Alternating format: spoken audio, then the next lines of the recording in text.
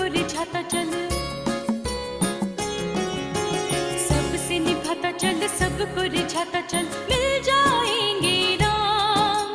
राम नाम का अलख जगाता चल, मिल जाएंगे राम। राम धुन गाता चल, राम धुन गाता चल, राम धुन गाता चल, राम धुन गाता चल। राम सिया राम, जय जय राम सिया राम।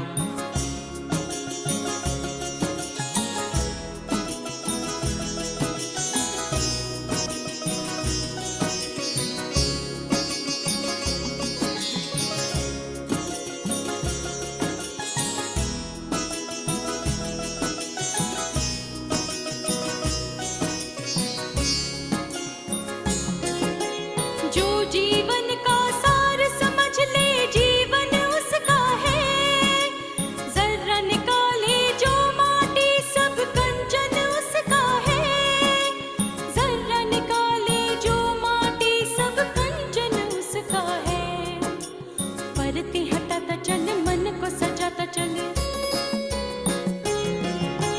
परतें हटाता चल, मन को सजाता चल, मिल जाएंगे राम।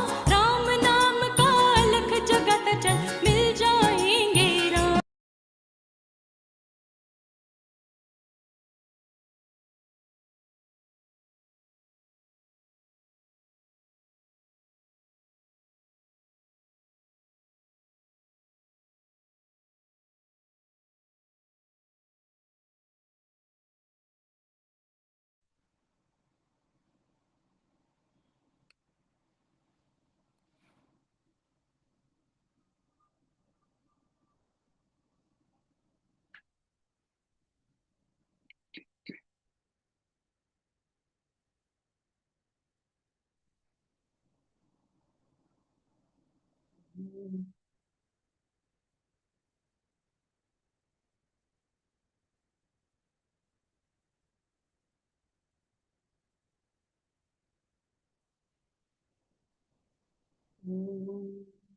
सहना भवतु, सहनौ भुनक्तु, सह वीर्यं करवावहै, तेजस्विनावधीतमस्तु मा विद्विषावहै। ॐ शान्ति शान्ति शान्तिः।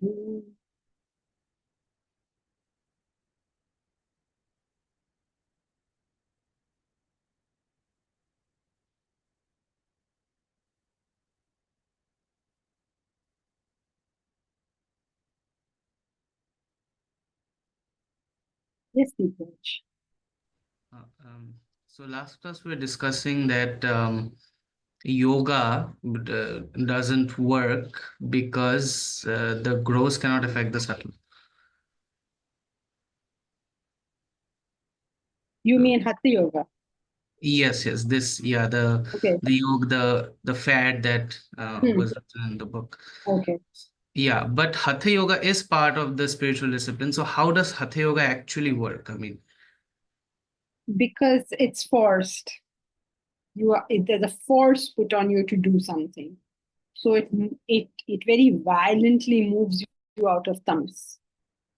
the thoughts, like it's putting force on the thoughts. It's like an animal. No? You beat the animal will learn whatever you're trying to teach the animal. Same thing happens at the level of the mind. Okay, so it's like the mind's self-preservation is making it Yes, the pain basically, right? Self-preservation. The pain is making it behave in a different way. As it behaves in a bit different way and gets the benefits of that way, then it wants to do that as well. Yeah, but the mere physical movements is not doing it. It's more like the Always. yeah. Has to be. Yeah, because it's like the mind, it cannot stay in that position because it doesn't find it uncomfortable. So it has to jump up from that, and either the mind becomes predominant or the intellect becomes predominant as a result. Yeah, I mean, it either enjoys it or then sees the value of it. Mm-hmm. That is why children are made to follow a discipline, right? There's a force involved. They don't want to go to school, they're forced to go to school. Thank you.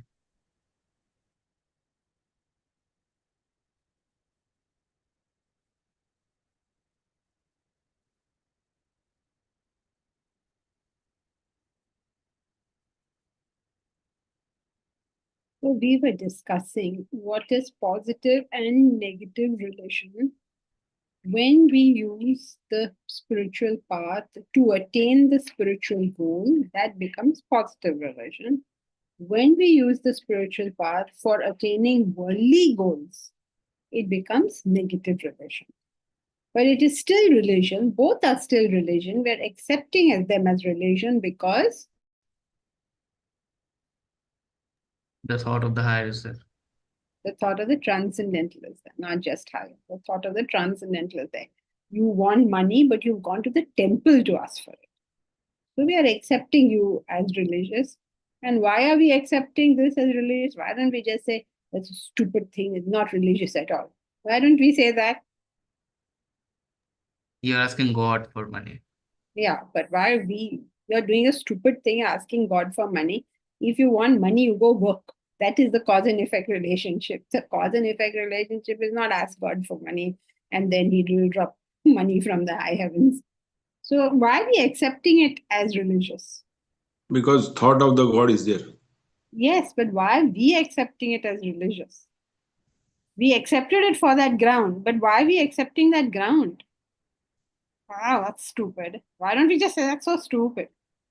Because before he was pursuing money and like for him only this, because there was no acclimatized, there's no synthesis of his goals into the transcendental. So now he is bringing God into the pursuit. Maybe one day he will start questioning So that, we'll call him religious then. Why are we calling him religious now?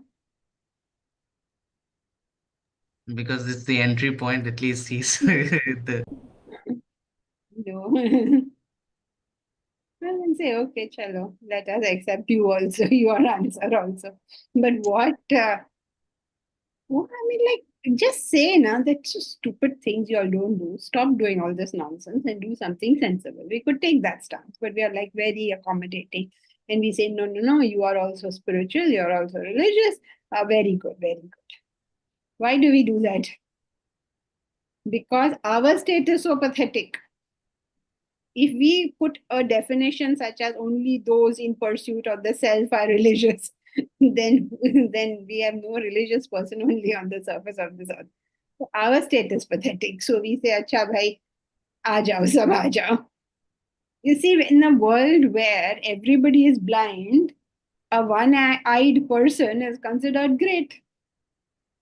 So though it is not in itself the ideal situation, we still accept it because क्या करे अब कोई है ही नहीं जो right कर रहा है so our standards have fallen. That is what is happening. It's a kind of ritual which is coming from ages, and we are following blindly without really understanding the meaning of it. Right. That So is the but thing. why is Vedanta accepting that as a religious pursuit? We should say, oh, nonsense, you people are all mad, don't do it. So Maybe why are we accepting it? Maybe it is bringing some sort of discipline in the path of spirituality, maybe a footstep or a threshold. That's why maybe. You could say that. Yeah. But there's a much sadder reason, which is the fact that it's suppose you're giving an exam and सबको marks मिल रहे हैं 25%. You can't keep passing marks 35, no. You will have to make passing marks also 25 only. So like that we are 10. Yeah, you have to make 10 so that you will get distinction. something. चलो भाई कुछ तो लिखा तो सही paper में. It's like that. It's a very pathetic state of affairs. Yes, Deepraj. but if Vedanta is supposed to be the ultimate truth, why is it making this sort of, I mean, Compromise. compromise? क्या करें? Either you take the stance that the Himalayan masters took. That's one stance you can take. I'm going to the Himalayas. I am sitting there. You people are all mad. I am not interested in this rubbish. I am sitting there. जिसको पढ़ना है वहां आ जाओ. Right? So 2 people will go over there and study. There's a story. I mean, it's come down to us. I don't know. I mean, I'm not personally verified, but the story goes that, Tapovan Maharaj, right? He is our great guru, great grand guru. But okay, chalo, our guru is Swami Parthasarthi. Swami Parthasarthi's guru is Swami Chinmayananda. Swami Chinmayananda's guru is Swami Tapovan. Okay, so he was our what? Grand guru, right? So now when he was in the Himalayan forest, young Swami Chinmayananda, not a Swami, what was his name? I forgot. So he went there. He went first apparently to Swami Shivananda, but Shivananda told him, go to Tapovan Maharaj. He is your teacher, not I. So he went to Tapovan Maharaj. And then he was there and he studied and he learned, and basically he became what he is, right? And then his guru told him to stay here. He told his guru, I want to go down into the plains and teach Vedanta to everybody. So his guru told him, it's pointless, it's futile, don't do this. No, don't do it. No guru ever tells you don't do it. But Tapovan Maharaj was not very pro this thing, right? But then Swami Chinmayananda came down, and Vedanta, which was a bad word. When Swami Chinmayananda started his work, Vedanta was actually a bad word. People thought that, oh, ye Vedanta log sab chhod chhad ke Himalaya mein jayenge. That is and families were so anti ki their children, their spouses should not study Vedanta. That was the situation when he came down and started his Bhagavad Gita Yajna. Now, there are 2 stances. Why this long story? 2 stances. You take the stance of Swami Tapovan. He's also a great soul. You take the stance of Swami Chinmayananda. You have to take one stance. Either you're saying come one, come all, in which case you have to compromise, or you have to say, no, I'm a purist. I will teach only 2 people who are going to dedicate their whole life to Vedanta. So if you take that stance, then we will not call it negative and positive religion. It's either you're on the path or you're off the path. So it depends on your paradigm. What is the paradigm with which you're viewing it? I hope that's clear, because it's a very important thing in life. What is the paradigm through which you're looking at something? Suppose we want to have only online classes. Then we have to formulate everything we do around that idea. Suppose we have to have a university. Now we have to reformulate everything to do it around that idea. So very, very important in life to understand what is the paradigm in which you're functioning. Because every game has its rules. And if you don't stay within the rules of that game, you will get into trouble. Now, can anyone give me an example of this? How in everything you have to stay within the paradigm and play the game from there? Can anyone give an example? When you're driving on the road. Give full example. So you have to be on the left, you have to overtake from the right, you have to wait for pedestrians, so you have to stop at the red signal. These are all the rules. Right. Now, where are these rules not applicable? When you are the only car in a playground or something where you can drive. On the highways. Okay. Or you can say, I'm in the playground, or on a walk in the garden. Then you don't have to stop every time. Say, oh, there's no red light here. How come there's no red light here? Walk in the garden, Baba. You don't need a red light here. So, very good, Kalyan. There is a set of rules that governs the game you're in. And you must be clear about it. Otherwise, don't play that game. Anyone else has any other example? Prashant, okay. You're an ambulance. Now your paradigm has changed. Now you're a different thing. Very good. So you're working within a paradigm. And as long as you're working within some paradigm, whatever, you get bound by that. So first you must know what is the structure in which you're working. If you're working in India, there's a certain structure. If you're working in the US, there's a different structure. There was a talk in London on Vedanta, and wine was served. So some people said, "Oh my God, how are you serving wine in a Vedanta talk?" But you're working in that paradigm. You're getting all the UK people to come, and their concept is, if it's an evening talk and, evening affair, there's wine and cheese. That's their concept. Now you put samosa over there, they won't know what you're doing. On the other hand, if you have a Bhagavad Gita lecture in India and you start serving wine, the people will have a heart failure. So you're functioning within a certain paradigm. You stick to the paradigm. In English, it is called, which is the English phrase that symbolizes this, that explains this? When you are in Rome, behave like a Rome. Very good. You can't take your, I am this, I am that. You forget what you are. You are functioning in some paradigm of it. If you go to Bengal, you eat fish. If you go to Punjab, you eat paneer. Where you are, you do that? No. I mean, you may not want to eat fish. That's different. Then you have to eat whatever. Okay.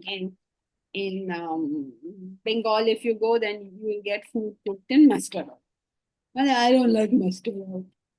If you Punjab, if you go, you'll get food cooked in ghee. Well, I don't like ghee.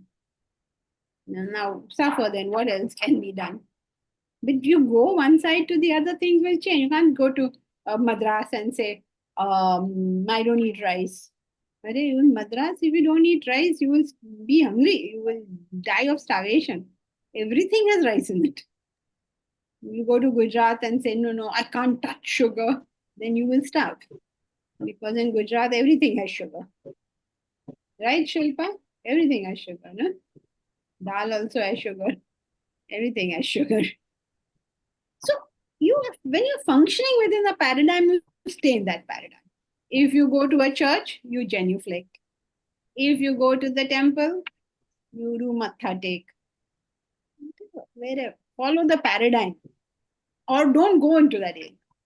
One lady, she went into the temple and she refused to bow down her head. Refused to just do this. Now you will create trouble if you do this. You go to a church, then you are duty bound to genuflect. You go down on your knees if you go to a church, or don't enter the church. Once there was this big fight amongst the Christian priests, should they be allowed to get married? It's like saying, should the monks be allowed marriage? Don't enter monkhood if you want marriage. Don't enter priesthood if you want marriage. What is the discussion about? These are two separate things. So we don't get that. So Vipraj, in answer to your question, when our paradigm is, we would like this to be more generally applicable, we will have to be more generally accepted. Okay? If you want to be absolute purist, then you can go to the Himalayas and say whatever you want. Okay? So we are being Yeah. So we are being charitable. Chalo yaar. Everybody who takes the name of God in whatever way you do it, we are accepting you as a religious person. But if you don't take the name of God, then sorry, we can't accept. You have to at least kuch bhi bolo, but kuch to bolo. Okay, because we are being like that, we have decided to open it out. Okay, so that's we are Kalyan. But by that logic, then yogasanas and meditations are also taking you to the path of religion, no? The question which Deepraj was asking. No, not unless your mind is involved in that. You can do yoga, but there's no thought of God. The whole Western world is doing meditation. Where's the thought of God? Okay. Only when it is done with the thought of God or self. Transcendental, some sacredness, something should be involved now. We are being very charitable, but kuch to karo, help us a little to call you religious. It's like that. Kuch to karo. Mm-hmm. Because one of the participants in the previous class, when you said this about meditation and yoga, so where you are objecting that this is not religion, so he was saying, why is it not construed as religion? It is because that they may be doing that, but without the thought of God. That's why it's not No construed. sacredness involved. But I don't understand why have you become a lawyer? No, I'm not a lawyer. I'm arguing my own case actually. Okay, So right. not somebody else's. Okay. So, no, A height because of objectivity. Yeah, somebody said, meaning you said. Okay. no, that struck a thought in me with what you responded to Deepraj also. So There must be some sacredness now because we are really compromising. The reason we are not making that compromise with meditation is because now you're doing something harmful to yourself. And you're doing it innocently and you're doing it under the belief that you're doing something religious, but you're not. okay, yeah. Thank you. Yeah, Deepraj. Like a lot of the practices these people are doing under the name of meditation doesn't seem to be meditation the way we define it. So in that context, it's not harmful, it's just Then we're not talking about it one way or the Oh. other. We don't know what the practices are, but if it's not defined the way we've defined it, then none of this is applicable. okay. Thank you. Kanchan Roy, you have a question? You're muted.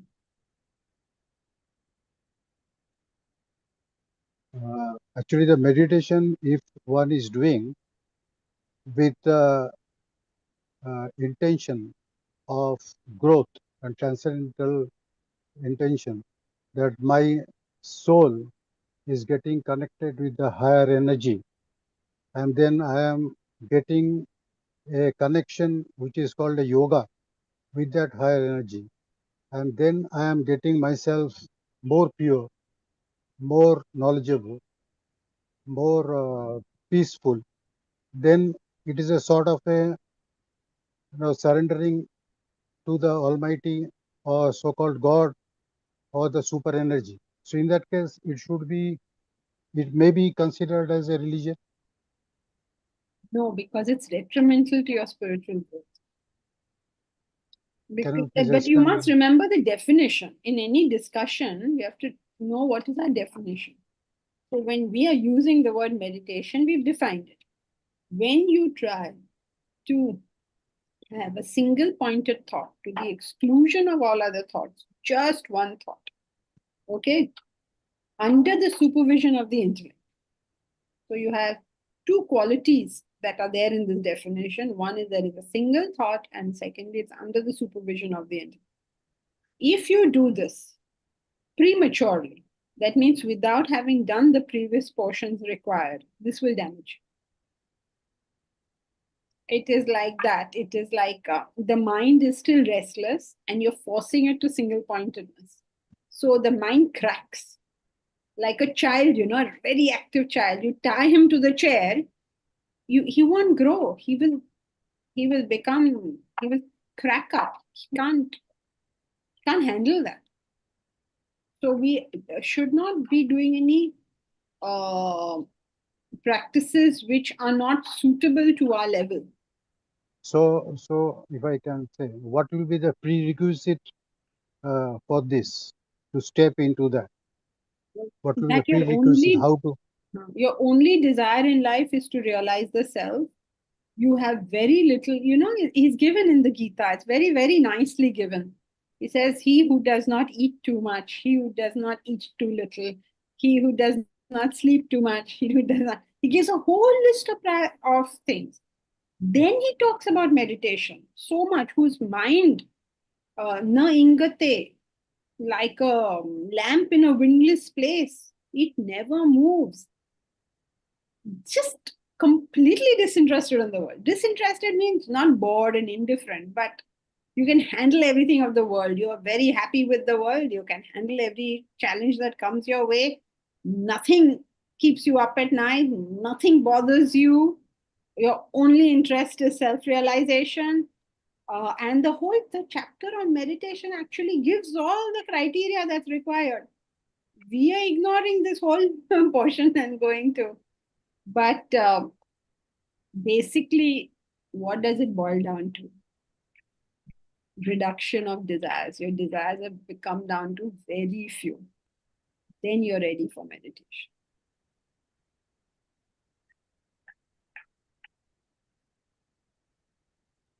Yeah, thank you. Are you listening to me? I don't know what you're doing. Unnecessarily, I speak. I don't know. I speak. All right. Okay, shall we continue? So far, so good. Yes, yes. Yes.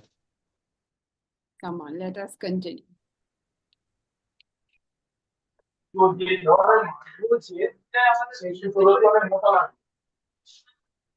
Sushmita, are you trying to say something? No, ma'am, it's okay. I'm just listening. Can't hear you. Ma'am, I'm listening. I Oh, don't want to okay. say anything. Okay, then mute yourself. Okay, so where were we? The two things that everybody gets very excited about now in the religious path is yoga and meditation. And why is that happening? We'll look at it. Who will read? Let's see. Who will read? Yes, ma'am, I can. Yeah, Sundaram? Yeah, go ahead. These two fetish practices are simple and easy for eras, Teachers. techers, Teachers. teachers to communicate and masses to follow. That makes them even more popular. In sheer ignorance, people take to these practices through hereditary or peer pressure. They lack the intellect to steer themselves away from these pressures and observe a disciplined, methodic procedure for their spiritual evolution.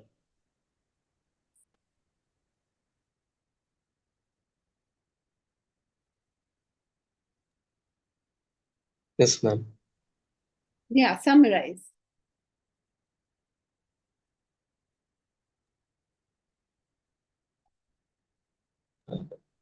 And the phrase says that these two practices, the yoga and meditation, are very easy to teach and communicate, and also very easy to follow.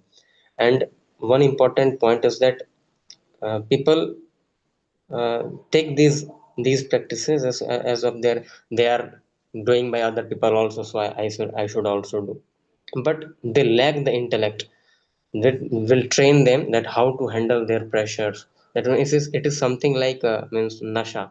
That means people use take easy path but do not follow the right way how to get that.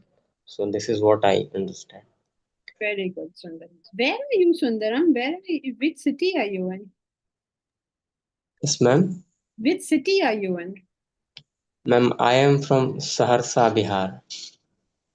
And that's where you live? Yes, ma'am. Okay, nice. Thank you. The closest person in this class to you geographically is Deep Raj, I think. You know Deep Raj? He's the closest to you geographically. Very interesting. Somebody was asking me, that we should make a map, like where all are our students. Oh, that's cool. I think I don't know where is everybody? God alone knows. Kanchan Roy, where are you? I am from Hyderabad, madam. Hyderabad. Hyderabad. Yeah. Oh, okay. But I am a Bengali. I am a Bengali, but staying in Hyderabad for 30 years. Yeah. Okay. So we should make, na? It'll be interesting to see where is everybody. I know most people, but so now Deepraj and Sundaram are in one side of the country. Anyone else from that side? So Sundaram has summarized it very well that people are getting carried away with these faddish practices. And why are they getting carried away?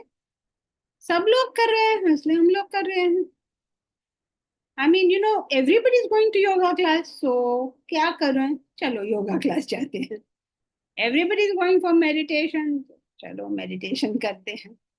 And if it is not, everybody could be anybody from your family, could be your friends, could be people you've read about in the papers, could be because there's yoga day. When we say this, please don't misunderstand it as we are looking down on yoga. I think most of us do yoga daily. So we are not looking down on yoga in any way. We are just trying to say that by simply standing on your head, that is not going to give spiritual growth. Spiritual growth has a fixed procedure. Fixed procedure means not you have to do this or that, but the basic principle is this, that you are the self. You don't know this because of desires. When the desires are removed, you will know it. It is this simple. This is the entire spiritual path. You're not going to learn anything else. If we were in the Himalayas, this would have been the end of your education. That's it. Everything is just an explanation. Everything else in the entire spiritual path is just an explanation. In the good old days, they didn't even explain this much. These were 3 lines that I've given you. Even that they did not say. They said it in 3 words. Tattvam asi. That's it. Finished education. Go home now. Now, but here now we explain a lot. Right? But everything, please realize, is just an explanation. So now in this state, that you are the self, you don't know it because of the coating of desires. You will remove the coating of desires and you will know it. So, yoga is not going to help you do it directly. Meditation is going to help you do it, but only when it's the right time, not at all times. So, we have to understand where it all fits in nicely. Yes, Omkar. Because we are talking about the masses, I have a different take on this. The problem with yoga is, in my opinion, the exact opposite. It has become a form of exercise only. I mean, most people do yoga to better their bodies, and the closest I've come to an explanation of yoga as a spiritual exercise for spirituality is that you should be able to sit for a long time, and your spine should be strengthened because you may require it for meditation eventually. So the point here is that yoga, in fact, is being promote as an exercise form rather than anything else. So why are we kind of inversing the logic and making it, because we are talking about the masses? That's point number 1. And point number 2 is that if meditation as we define is not the meditation that people are practicing and they are getting the benefit, why talk about this? Why talk about it at all? Omkar, these are 2 examples of calling a dog mad and killing it. Your first thing, that people are doing it as an exercise. Yes. So that fits into what we are saying. You're doing it as an exercise. Do not think of it as a spiritual thing. If they don't think of it as a spiritual thing, it's not going to help you also spiritually. So where is what dichotomy are you seeing over here? The dichotomy I'm seeing, Jankiji, is the sentence that it is easy for the teachers to communicate and the masses to follow. So I'm not sure if the masses are even looking at this as a spiritual practice. That is This is why really we have to study. Everybody has to. How do you know what make it? Yes. I think, shouldn't just make it compulsory. You simply can't come to class until you studied. How do you know what you know? You can't take, that logic is incorrect. The logic says this is not a spiritual path. Okay? Right. Okay. This person says it's not a spiritual path. Why are we saying that he is bad? But who's saying he's bad? You're not. It is not a spiritual path. When done as an exercise. So people who are more honest say, okay, I'm doing the exercise, I'm not on the spiritual path. We have nothing to say to them. They're fine. But those people who are doing the exercises thinking that they're on the spiritual path, please note that it won't work just like that. Are you able to see the error in logic here? Forget the point. Just the error in the logic. Yeah, I can see that logic. The only Okay, confusion arises when we are talking about the masses. That's where Don't remove the word masses. It's irrelevant. Masses is you and I. Somehow we have this notion that No, you and I yes. are not masses. Yes. So, for example, if I'm doing yoga, I'm doing only purely for my physical well-being. So fine. Where is the book talking about you at all in this? Why is it calling it a religious practice when most don't consider it as a religious Omkar. practice? Okay, I got the logic. But okay. Okay, second point. What was your second point? Second point is that meditation, as we define it, so single pointed. Same logical error. Yeah, same logic. So why bring this point is my question. I mean, Because my confusion. there are people who think so. There are people who believe that by doing yoga, I'm doing a spiritual thing. And there are people who believe that if I do meditate, I will grow spiritual. So what would one say to this logic that if you want to grow spiritually, and let's say if you're aiming self-realization, sitting in meditation at some point in time is going to be a necessity for you to. So if you don't train your body, especially your spine, to be able to sit in meditation, you will not be able to meditate. And yes, of course, that you already got in class. Where did you get that statement from? From class only, no? No, I don't know from class, but I know from where. I don't want to quote from that where? source. From Swamiji. No, I don't remember Swamiji telling this. Okay, but him or his students. We are all. I mean, not here, not for you. Recorders. No, I have not heard this thing. Is it okay? Some. All right. So, whatever Swamiji says, his students are going to say. And he is such a great teacher that every one of them will repeat exactly. So there is there is merit. The point I'm trying to make is there is merit even in the fact that if this is a path to spirituality, isn't there merit in this? That you must do yoga? Yes, I can say eat spinach so that your gut is healthy, so that one day you will sit in the seat of meditation. Isn't there merit in this? No, it is. But there is a logical a little higher level of conversation over here rather than discussing your gut health and your spine health. Come on. No, but yes, what you're saying is true. If that's what, yes, of course, it's true. You should not have Alzheimer's. You should not get dementia. You should not have, like this, I can make one. Your knees should bend. What is your spine is okay, but your knees don't bend. Now, come on, if we go into this level of discussion, so मैं क्या बोलूं? You have to have emptied out your bowels in the morning. मेरा सिर नहीं खाओ, please. It's like we are dropping the level of conversation here. Okay, so don't go around those streets unnecessary. Those paths are not of. I mean, of course, what you're saying is true, but the book is not referring to that. The book is talking about how are in a concept of things in the spiritual path. You have to get the point of it, which is that if you're doing yoga and you're doing it very, very well, yoga as a spiritual path is actually the path of force. Because you need, when there's tamas, you need that path. Now, every part of force in yoga has been removed. And the path which is good for your body has been retained. Right? So sometimes when a teacher sees that a student is very stubborn and rigid and uncompromising, and the teacher gives the path of hatha yoga, where it's a horrible thing that they make them do. I don't know if you've seen, sometimes it's unbearable. They put that hook in the back, and then someone on the street, they come, they hit themselves. These are all force to break the shell of tamas.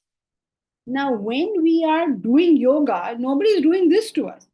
What they are doing is they're telling you, oh, your spine will be good and your head will be good and your eyes will be good. Nobody is saying, I'm going to force you to break through your shell of tamas, because that is what it is. What is it? The shama, dhamma, niyama. What happened to all of that? A good yoga teacher will not allow you to come to class if you have not followed all of that. Aparigraha. Where is aparigraha? Where is that? Nothing. It is not being used as a spiritual path. Those who are frank and say it's not a spiritual path, correct. We agree with you.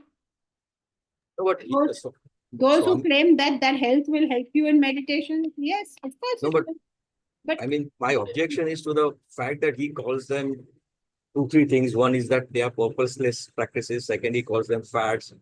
Third, he calls them viruses that kill the spirit of religion. I mean, he's using pretty strong words for things that are helping millions, if not probably spiritually. Helping in what? Yeah, physically. I mean, physical strength. Is he discussing it? No, but where is the okay?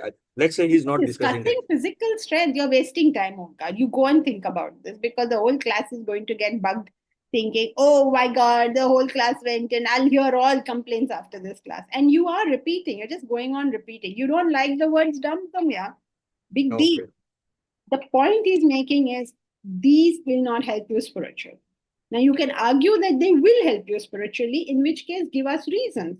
Reason X, reason Y, reason Z. Don't tell me things like, oh, it will be, you will be very healthy and you need health to sit in the, to be on the spiritual path. Of course.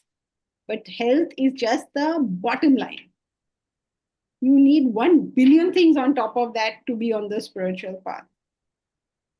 If you can't be healthy, what else are you going to do? Because health requires one word. Health requires Discipline. Discipline. So you didn't do the basic fundamental discipline. Now what mental, intellectual discipline will go on? That will not happen. Therefore, you see in class also, I don't know if you've noticed, people as they grow a little bit, as they learn Vedanta even a little bit, the first thing almost that happens is they start doing their exercise. That's the first thing that, because that all that abstract stuff becomes concrete in their mind. So what am I supposed to do? I'm supposed to go for a walk every day. I have to have a schedule that includes a walk. I'm going for a walk. That whole abstraction comes to a concrete level in their mind when they start becoming serious. The first thing they'll do is the basic thing. Hello, now, I mean, this is an intellectual class. We have to go above all this. Health is taken for granted. Wealth is taken for granted. Good relationships taken for granted. We are now discussing meditation. People are meditating when they can't get along with their families, friends, and all. Mad or what? You will go completely mad if you do this. It is a dangerous thing. Do not try this stunt. You'll make it worse. People with mental ailments are meditating. It's like telling a person in ICU to go jogging, because jogging is such a good exercise. And so he's like screaming from housetops, stop it. I mean, you say no, how can you say that? If you understand where he's coming from, that he's trying to protect the people from doing something which will harm them, then you understand why the strong words. Okay? Now, Omkar, you don't have to accept it. You can go back and think about it and come up with proper reasons. I don't like it is not a reason. It will give you health is not a reason. Think of the principle and what is your reason against that principle. Then we can discuss it. Otherwise, you say the same thing, I say the same thing, and everybody goes to sleep. Okay. Momita. So the criticism is against the corruption or trivializing of the sacred. The misappropriation could be fatal to the users.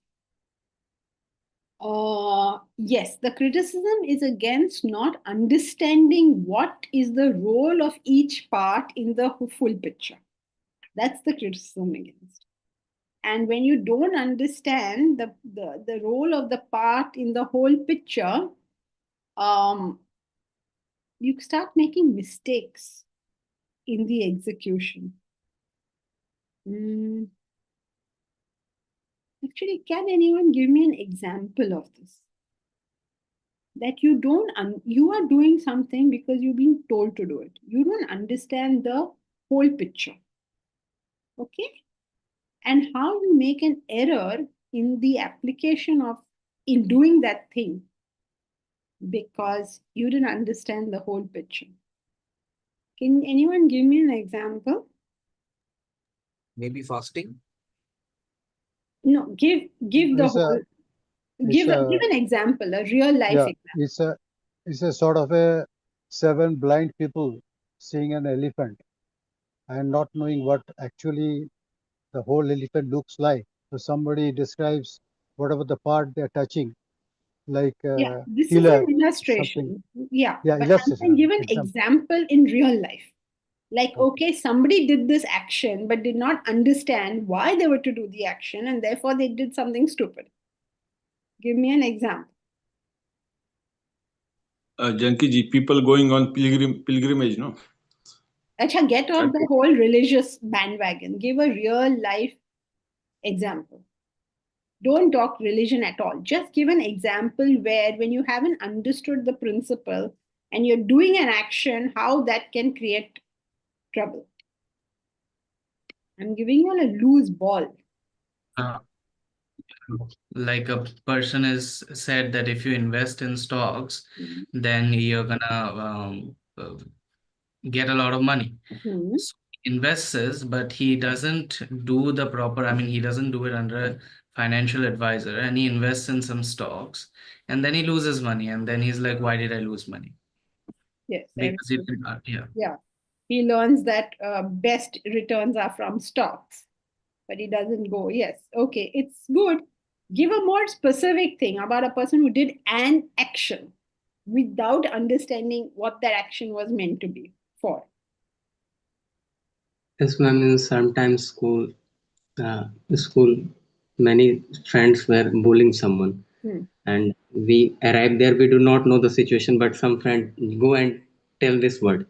The word is good, nothing else.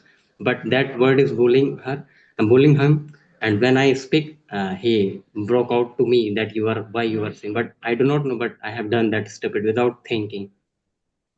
Yeah, this is an example of maybe doing something without thinking. But I'm saying give an example where somebody did an action but did not understand the reason behind that action, and therefore that action was, everybody will laugh at it, basically. Getting married without checking details. Yes, Sheetal. Everybody is thinking in terms of doing an impulsive action. I'm not talking about impulsive action. I'm talking about following instructions action. You followed an instruction. Say say in a police station there's a superior and then there's a junior, right? The superior asks the junior to say do something sketchy. The junior does it, I mean, he does it all perfectly, but at the end of the thing they both get caught. Okay. So he didn't Talk a understand. specific example. You all are very uncreative. Let me give you an example. I can Janki ji, may I? go. Suppose government passes one act, Citizenship Act, and against that act, people do not understand. Many people started agitating, and I mean, they don't go in the detail. Just by somebody's instruction, they started blocking the roads. Is it okay? No. I'll give an example of one single act that one person performed because they were told to do something, and what is the mess that came out of it. Kalyan, you had something? Yeah, I was just thinking maybe I go to the birthday party and of a child, and the birthday party is a happy gathering, but I encounter a friend who has lost his father recently. Without knowing that, I'm telling him that why are you not cheerful? You should look happy and enjoy the party. Okay, but we are looking for an example. Ma'am, may I? Yeah, go ahead. Ma'am, I don't know whether this is right, but we were asked to bang the plates and all that to keep away the COVID virus and things. I mean, lots of us did it, but I still haven't realized why I did it. So, Okay, but you have to give us an example where it's clear. You were instructed something, a person was instructed something, he did that thing, and how it was messed up.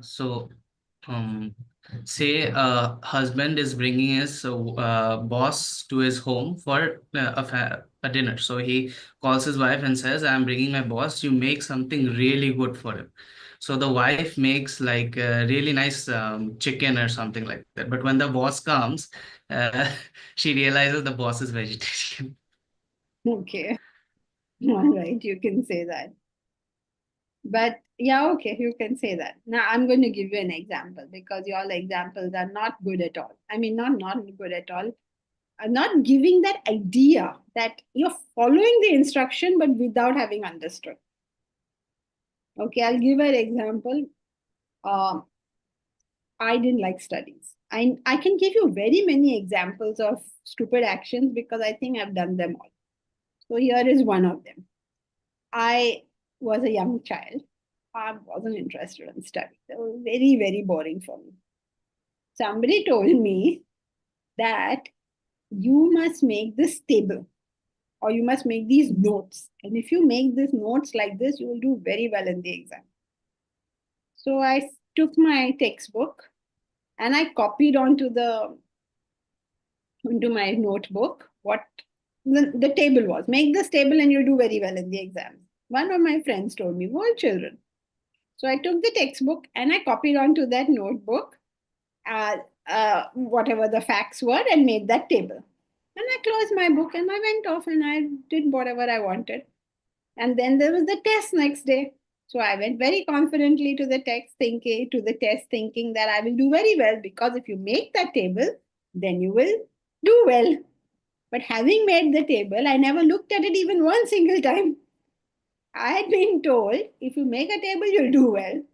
I made a table. And then obviously I failed the test because I never looked at that table. Nobody told me to look at that table. They said, make the table. I thought, okay, I will get such good marks. Okay. That is what happens when you follow an instruction without understanding the whole picture. Therefore, what Vedanta tries to do is make us see the whole picture. Is this clear? Anybody else wants to give an example? Janki ji, kitchen example. My mother told me I'm going out. I'm going to market. Just see, milk is boiling. Just see it. It's getting, it's boiling. And now I was seeing it. It's like that. Yes, very good. You give an example of you didn't understand the picture. When you say watch the milk, you don't mean watch it. You mean watch that it doesn't boil over. Otherwise, you simply keep looking at it. Yes, I saw it. It boiled over. Right? So you have to very, very important to understand what is the whole thing. Good example, Milind. Anybody else wants to give an example like that? One action. Yeah.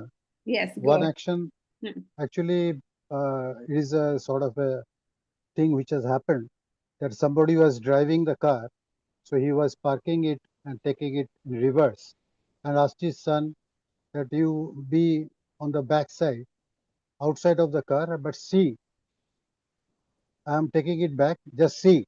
And after some time, there was a bang. The wall was there behind the car, and it just dented and it hit the wall. Then the man was very furious, came out of the car and asked the boy that I told you. So he said that yes, I was seeing that the car was coming back. You have not told me that what is to be done. So if the wall is there, it will be heating. So the direction should be clear, or the person who is trying to get the direction, it should be in his mind, and he should understand what is it. Until unless Correct. one understands Good what is example. it, Yes, I was so told to watch. I watched. What I did you watch? watched I watched the car getting banged up. coming. Yes, Right. correct. Yeah. Good, very good. So like that. Now, if you understand these examples, yes, Omkar. Jankij, I have heard about this, that there are people in Japan that eat raw meat or raw flesh, and they think it to be some kind of a religious thing. And the story goes that this happened because Buddha gave this instruction to one of his follower. I mean, one of his followers with a Bhiksha Patra was going, and a bird above dropped a dead thing into his thing, and Buddha just without saying said, eat whatever. I mean, Buddha had given this instruction, eat whatever is served to you. So he did that, and then it probably became like a mass thing. Nobody ever questioned anything, you know. Very good. Another good example. So you realize the whole purpose, right? There's another very famous one, right? Tying the cat. You know that one? Shilpa, you know the example of tying the cat? No, you don't know? So there was a master who used to teach this knowledge. And then when he used to teach the knowledge, a cat used to come in and disturb the master. So the master gave instructions that please tie the cat up when the class is going on. So every day the disciples would tie the cat up while the class was going on. After some years, the master passed away. Okay. So, but whenever the class was going on, the cat was tied up. Then the cat passed away. Then they had a problem. We have to get a cat to tie up while the class is going on. Okay. This is a typical example of students simply not understanding what is the master trying to get at. Right? So, to deal with this issue, Vedanta tries to give us the full picture. So we have to get the full picture and understand what are we doing for what purpose. Otherwise, every time the cat passes away, you will be buying a new cat to tie up because the class is on. And then it will become very holy to have a cat tied up when the class is on. Right? Okay, now let us do one more paragraph because we have done so much about just why are we saying these things. Who will read the next paragraph? Let me see. Shushmita, will you read the next paragraph? Yes, ma'am. Yes, ma'am, I can. Yes, go ahead. Just 1 second, Jankij, I think I got the wrong paragraph.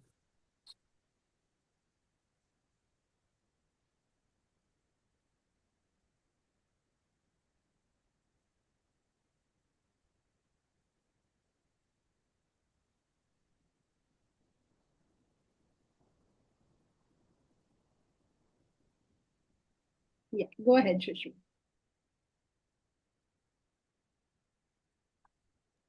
Yes. Yoga has a worldwide market today. It has been reduced to mere asanas, physical postures, and pranayama, breathing techniques. These are good exercises which tune up the physical body. No more, but people are led to believe that they are mystical divine, and the ignorant have accepted yoga asanas and pranayama as a spiritual course. This spiritual merchandise has earned the promoters wealth, name, and fame, while leading the followers in confusion and chaos. Yoga exercises are gross. They can no doubt shape the gross body, but not the subtle body. The subtle body consists of the mind and intellect. You could build your physical structure through asanas and pranayama, but in no way develop your inner personality. The gross can never control the subtle. It is the law. Now, will you summarize? I can't express it very well. Okay, try your I understand, but I can't express it so well. Buddy, express whatever you can. It's not an exam, and we are all friends Actually, here. this has been saying in the class. This is the very thing you are telling, that yoga and asanas can help us in physical way, but in our subtle thing is much more different from it. But we have put more mental effort for the subtle things, I feel. Am I right? Yes, you are. Very good. See, you can do Thank it. What is the problem? So, yes, so it's all about gross cannot control the subtle. If you're doing something to your body, nothing can happen to your mind and intellect. So, what is happening? How do people misunderstanding it? Suppose a man has a fight with his wife. Instead of finding out what is the cause, what is the effect, he says, I'm very peaceful. I'm going to go do pranayam. Then what will happen the next day? What will happen next day? It will burst. Same fight next day. It will increase more. Because you didn't deal with the cause. You say, oh, I'm so agitated. I will do pranayam and I will become peaceful. Maybe so. But your problem is still there. It is like taking a painkiller. The problem is still there. Right? So that's what he is decrying. And that's it for today. Omkar has a announcement for us. Go ahead, Omkar.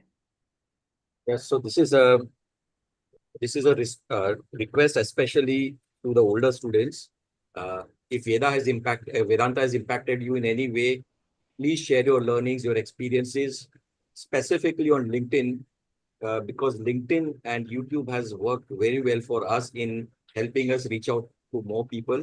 In fact, a lot of us here also have come through LinkedIn and YouTube.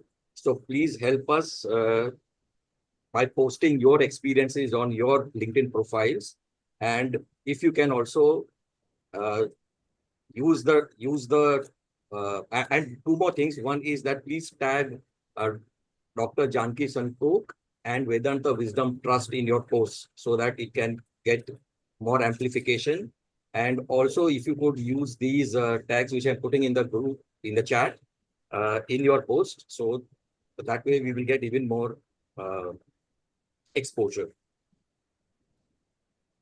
Yeah, sounds like a good idea, Omkar, except that we don't need this. If other people are looking for something like this gives them an opportunity to find us. I mean, many people have come to us and said in the past that I'm just very sad I came to it so late. So let's help other sadhaks to reach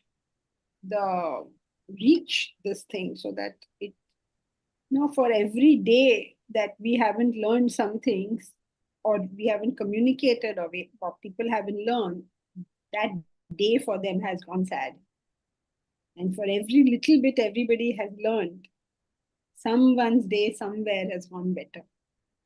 So let us all work towards it, that whoever wants this should at least know what they have to do or where they have to go. And that is why they have come up with this idea, I think, that let's put our experiences, how have you benefited? How has it helped you? Just very personal notes, so that other people may want to benefit from that. Okay, but please remember to do the tags so that I don't know what they will do with the tag, but but tag so that Vedanta Wisdom Trust knows that you have done it, and then whatever they plan to do with it